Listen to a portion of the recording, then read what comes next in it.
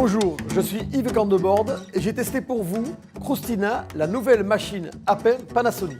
Je vous propose dans cette vidéo de vous dévoiler mes trucs et astuces qui vont vous permettre de réussir vos recettes. Conseil numéro 1. Pour la préparation de votre recette, l'idéal est de travailler avec la cuve à l'extérieur de la machine. C'est plus pratique et cela évite d'avoir des ingrédients qui par accident peuvent toucher la résistance. Conseil numéro 2. Si vous voulez réussir vos pains, respectez l'ordre des ingrédients dans le sens préconisé sur le mode d'emploi. Car par exemple, la levure ne doit en aucun cas toucher le sel.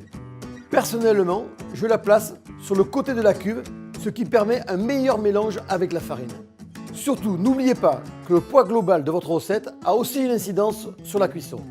Plus le poids sera élevé, plus votre pain sera cuit. Conseil numéro 3.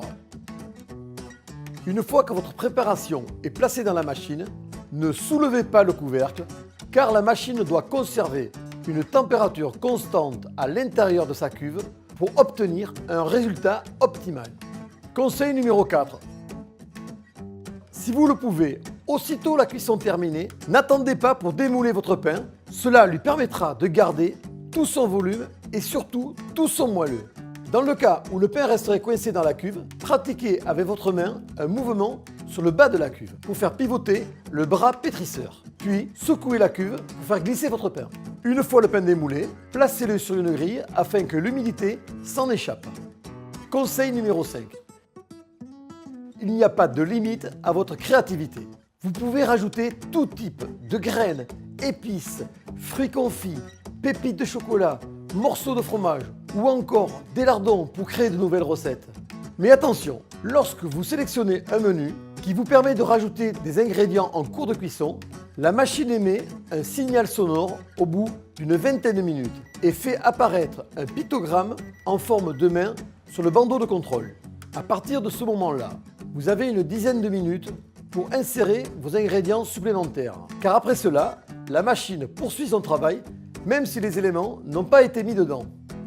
Conseil numéro 6. L'idéal pour conserver votre pain est de le placer dans un sac à pain ou de l'enrober dans un linge lorsqu'il a refroidi. Si vous l'avez conservé quelques jours, dans ce cas, je vous conseille de le passer dans un four très chaud, juste quelques minutes pour lui redonner du croustillant. Conseil numéro 7. Allez, un dernier conseil avant de vous lancer. Il faut que vous sachiez que la réaction des ingrédients diffère en fonction des recettes. Ainsi, votre pain peut être plus ou moins rond, sa croûte plus ou moins dorée et sa taille plus ou moins haute. Bref, tous les pains ne se ressemblent pas, mais c'est pas pour autant qu'ils ne sont pas réussis. Plus le pain sera